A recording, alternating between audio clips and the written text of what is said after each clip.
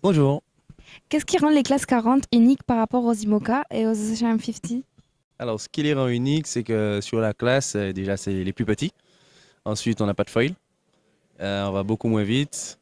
C'est des bateaux où le budget il est beaucoup moins important que sur les deux autres classes.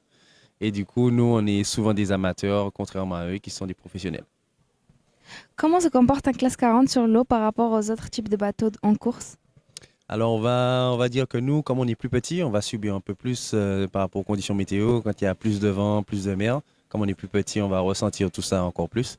Et on est plus lent, du coup, notre course, elle sera plus longue que celle des autres. Comment l'habitation à bord d'un classe 40?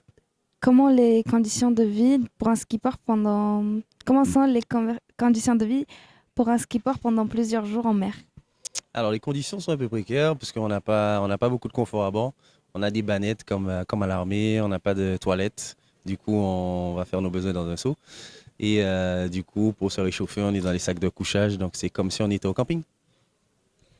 Sur un transatlantique, comment les skippers choisissent-ils la route à suivre avec un classe 40 et quels éléments influencent le choix? Alors, par rapport aux autres classes, ben, nous, on va choisir par rapport à la vitesse de notre bateau.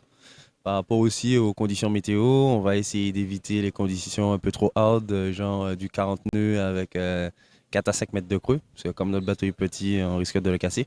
Du coup, on va choisir des conditions pas trop clémentes non plus, parce que nous, on aime bien avoir quand même pas mal de vent pour aller le plus vite jusqu'à l'arrivée. Quel conseil donneriez-vous à quelqu'un qui participe pour la première fois à une course en classe 40, en particulier pour gérer le quotidien à bord? Ben, je lui dirais que ben, il faut garder le moral, il faut rester positif, parce qu'il y aura forcément des moments compliqués.